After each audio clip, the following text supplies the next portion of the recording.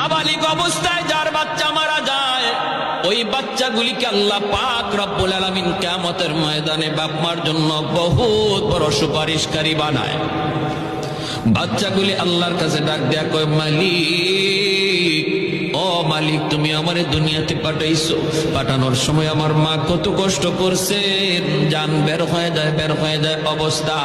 এরপরে আমি দুনিয়াতে আসলাম, এত কষ্ট আমি মাকে দিলাম, কিন্তু মার কোনো খেদমত আমি করতে পারলাম না, আমার মা ঋণ আমি শোধ করতে পারলাম না।